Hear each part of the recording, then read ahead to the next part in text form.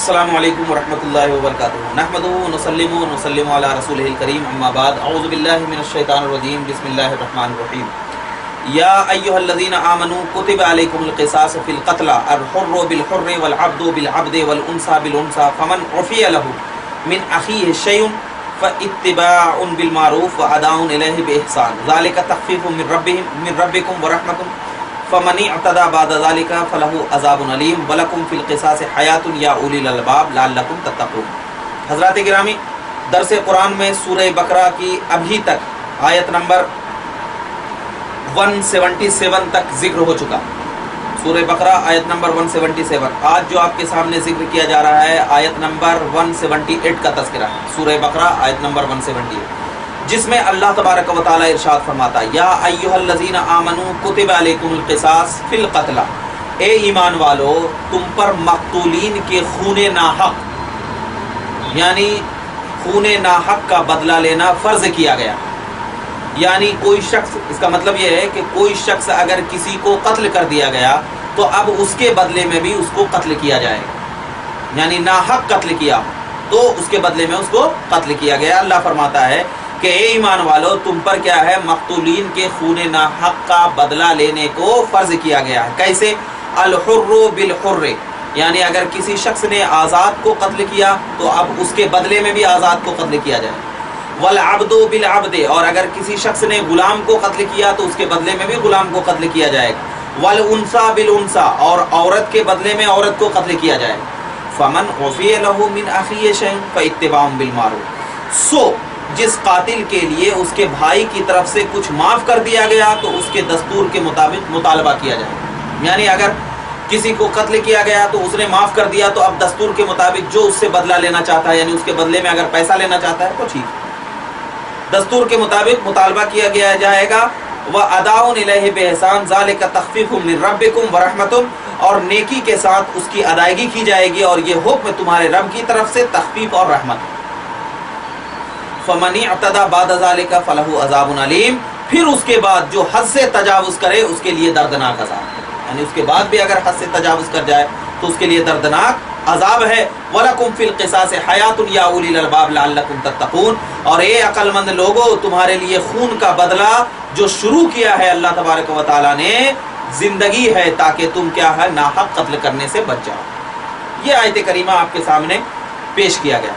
اب اس آیت کریمہ کا سب سے پہلے شان نزول آپ کے سامنے بیان کر دوں کہ یہ آیت کریمہ کب نازل ہوئی اور کیوں نازل ہوئی، کیا ضرورت پڑی اس آیت کریمہ۔ امام ابو جعفر محمد بن جریر طبری نے اپنی کتاب جامع البیان جلد 2 صفحہ نمبر 61 میں ذکر فرمایا کیا کہ زمانے جاہلیت میں جب دو قبیلے آپس میں لڑتے تھے، پہلے زمانے میں، زمانے جاہلیت کی بات، دو قبیلے آپس میں لڑتے، ایک معزز قبیلہ ہوتا، یعنی ایک دم کوئی بالکل معزز قبیلہ ہوتا، اور دوسرا کیا ہے بالکل پسماندہ قبیلہ ہوتا۔ تو پسماندہ قبیلے کا غلام معزز قبیلے کے غلام کو قتل کر دیتا تھا، کہتا تھا کہ ہم اپنے غلام کے بدلے میں پسماندہ قبیلے کے آزاد شخص کو قتل کریں گے۔ اور اسی طرح اگر پسماندہ قبیلے کی کوئی عورت معزز قبیلے کی کسی عورت کو قتل کر دیتی تو معزز قبیلہ کہتا تھا کہ ہم اپنی عورت کے بدلے میں پسماندہ قبیلے کے مرد کو قتل کریں گے، یعنی عورت کو قتل ہے تو مرد کو قتل کریں گے۔ تو ان کے رد میں یہ آیت کریمہ نازل ہوئی کہ ایسا نہیں چلے گا، اگر عورت ہے تو عورت کو قتل کرو، مرد ہے تو مرد کو قتل کرو۔ اللہ تبارک و تعالیٰ نے بالاتفاق سے یہ مسئلہ بیان فرما دیا۔ اب ذرا دیکھیے، تو یہ تو آپ کے سامنے شان نزول ہو گیا اور آپ کو آیت کریمہ کا معلوم ہو گیا۔ اب اس آیت کریمہ سے مسائل کیا نکلتے ہیں یہ ذہن میں رکھیں۔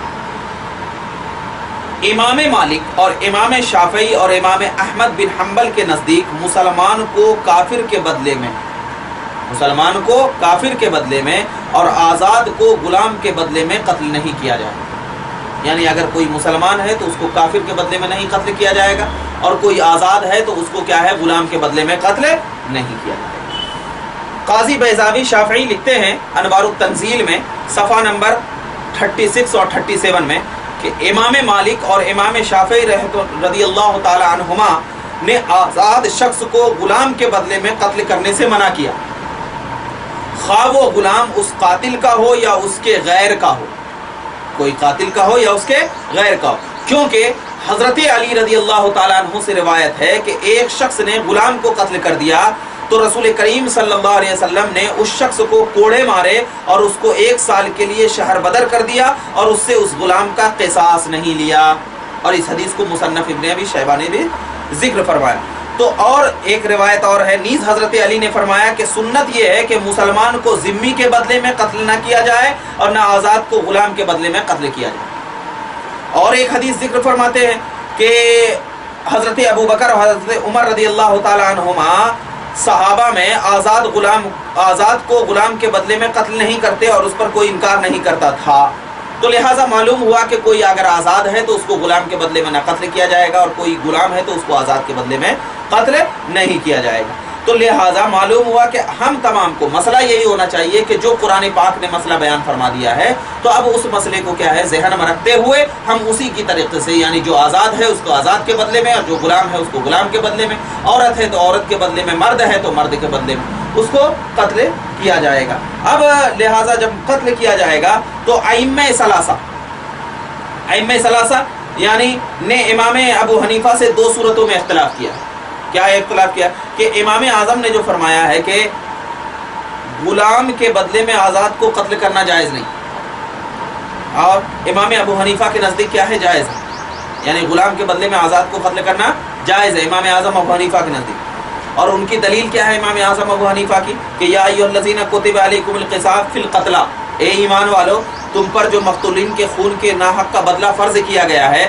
تو اس آیت میں مقتول کا لفظ ہے، جو مقتول یعنی جس کو قتل کیا گیا، یہ عام لفظ ہے اور عام لفظ جو ہوتا ہے وہ غلام کو بھی شامل ہوتا ہے، آزاد کو بھی شامل ہوتا ہے. تو امام اعظم کہتے ہیں کہ یہ قتل کیا جائے گا. اور دوسری امام اعظم کی دلیل کیا ہے، ان النفس بالنفس، یعنی نفس کے بدلے میں نفس. تو اب لہٰذا اس میں بھی مطلق رکھا گیا ہے، تو لہٰذا کوئی بھی اگر کسی کو قتل کر دے تو اس کو قتل کیا جائے. تو معلوم یہ ہوا کہ امام اعظم کے نزدیک کیا ہے غلام کو آزاد کے بدلے میں قتل کیا جا سکتا ہے، لیکن امام شافعی امام احمد بن حنبل کے نزدیک قتل نہیں کیا جا سکتا. اب دیکھیے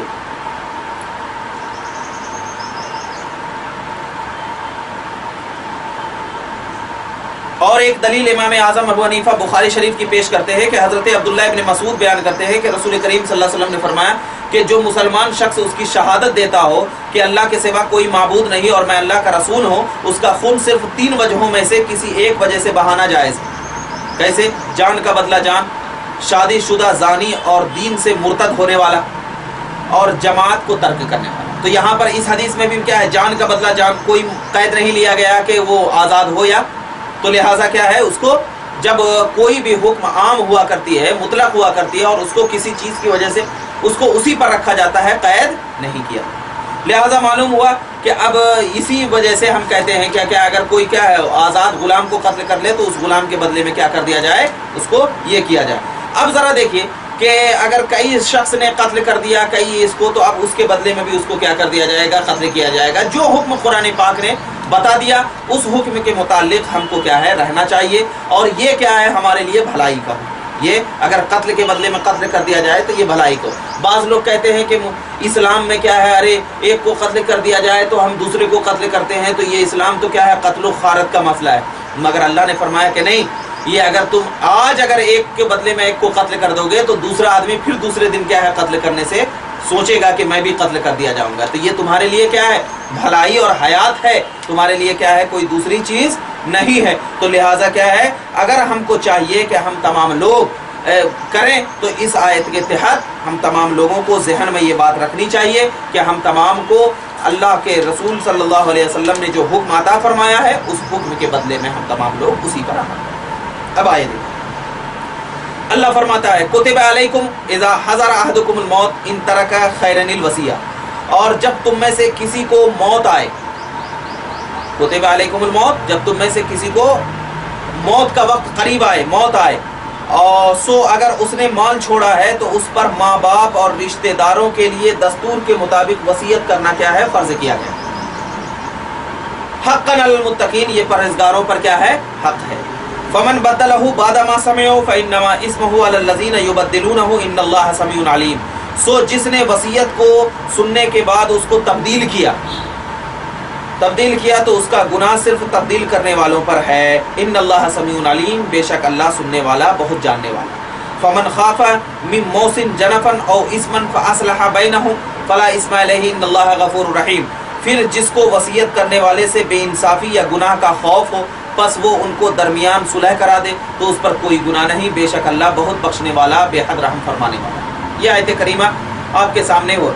इससे पहले की जो आयत करीमा बयान की गई तो उससे में क्या है, कत्ल और क़िसास का लफ्ज़ जिक्र किया गया था, जिसके ज़िम्न में मौत का माना था। अब और लोग आम तौर पर मौत के वक्त वसीयत करते हैं, वसीयत जो मौत के वक्त क्या है करते हैं। पहले आयत से रब्त बता रहे हैं कि मौत के वक्त वसीयत करते हैं, इसलिए अल्लाह ताला ने इस आयत में वसीयत के मुताल्लिक क्या है हमें हिदायत दी कि जब कोई शख्स मर्जुल मौत में मुब्तला हो, मौत का वक्त करीब हो या किसी और वजह से उस पर मौत की अलामत ज़ाहिर हो जाए और उसके पास माल हो, तो उस पर फ़र्ज़ किया गया है कि वो अपने वालिदैन रिश्तेदारों के लिए क्या करे, वसीयत करे। और वसीयत करने वालों की मौत के बाद उसकी वसीयत को तब्दील करना क्या है, सख्त गुनाह है। यानी जो वसीयत जिसने किया है अब उसी वसीयत पर क्या है, कायम व दायम रहे। अगर मरने वाले ने दस्तूर के मुताबिक वसीयत की थी और बाद में किसी ने उसको तब्दील कर दिया, तो वसीयत करने वाले उसे आखिरत में पूछताछ होगी कि क्यों तुमने वसीयत को तब्दील किया, और उसका गुनाह सिर्फ वसीयत करने वालों पर होगा, दूसरे पर नहीं होगा। अगर किसी शख्स को किसी करीने, किसी कराइन की वजह से वसीयत करने वालों से किसी बयान से ये मालूम हो जाए कि वो किसी वारिस को महरूम करना चाहता है या किसी वारिस को दस्तूर से ज़्यादा देना चाहता है, तो उसको चाहिए कि वो इस्लाह की कोशिश करे और वसीयत करने वाले के अदल व इंसाफ की तलकीन करे, यानी जो वसीयत किया है उस वसीयत में उसके तरीके से रहे।